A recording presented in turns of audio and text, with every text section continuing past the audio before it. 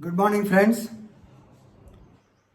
On 30th of April 2021, the Honorable CJ of Madras High Court, Sandeep Banerjee, and another Ramurthy judges, they passed a caustic obiter dicta, airy adverse comments on the Election Commission, holding it squarely responsible for the rapid spread of COVID-19 in particular state.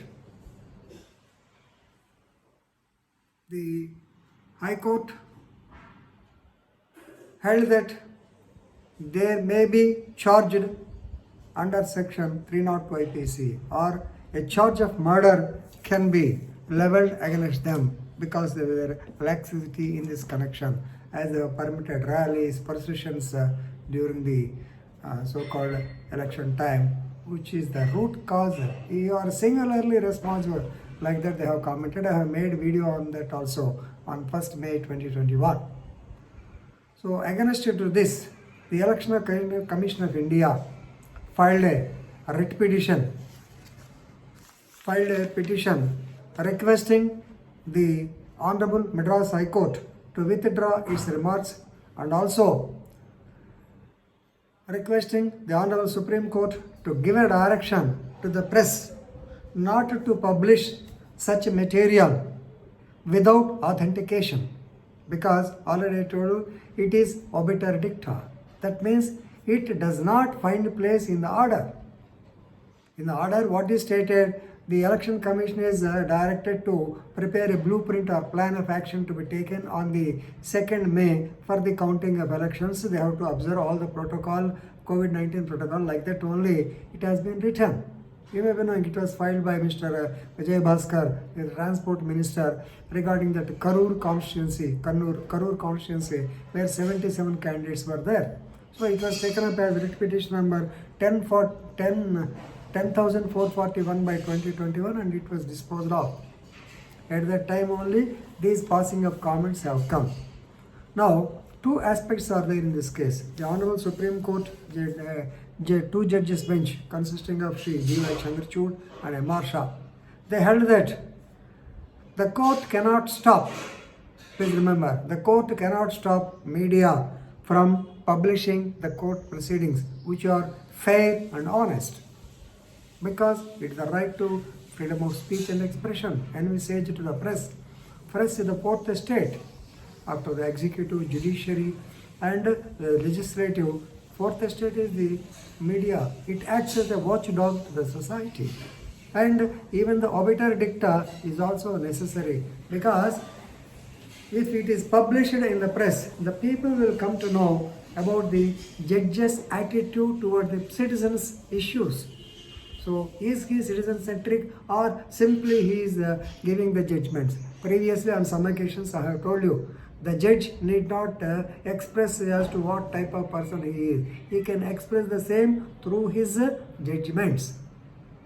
Right? So ultimately the Supreme Court held that they cannot stop the media from reporting of the court proceedings.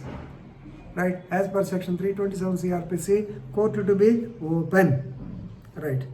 Now, the overall observations made by the judge in the discussions, right, definitely they create interest and also concern of the people about the judge's behavior or judge's attitude. Definitely, media is the watchdog of the sanctity of judicial process. So it gives confidence to the public, and not the just judgment. Judgments may be based on evidence only they will be given. But if these observations are made, definitely the public will get confidence that yes, the court is there. They will look into our matter like that, right? And it also shows as to how judges will apply their mind to the concern of citizens. Already I told you. So therefore, asking them not to report the matters which happen in the court, that too in the shape of obiter dicta, it is too far-fetched. So we can't. So it is too far-fetched on the part of Election Commission India to pray that such reporting has to be curtailed. Right? Now, Justice Chandrachud also stated that definitely, while it is for the development of bar and bench relations, the discussion should be there. The judge should put some questions and the advocate has to answer them. Otherwise, it will be only single-minded or only single pointed out towards a single individual and he will decide whatever things.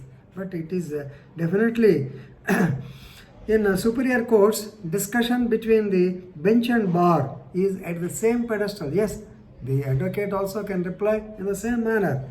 So it gives the scope for the final orders as to how the final orders should be there. So it reflects the unfolding process of the judge's thinking process also. So for maintaining the goal, definitely Justice Chandrachud also stated that I would be worried as advocate. As advocate, I would be worried if the judge did not ask me a question.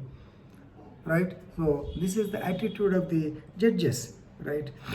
So in this connection, another case also has come as another plea. So the Election Commission actually may be knowing Nandita Sinha, wife of a contesting candidate who died due to corona, she filed a case of culpable homicide against the Deputy Election Commissioner, stating that he is solely responsible for the death of her husband. Okay, for this, Justice Chandrachud stated that it is a matter relating to High Court. So there is a provision in the CRPC 482. You can go for quashment. As far this is concerned, the justice says it is not. We cannot stop the media from publishing the fair and honest material which happened in the courts. May it be obiter dicta or passing comments or also any other thing, even the orders. All these things should be known or made public. So good judgment.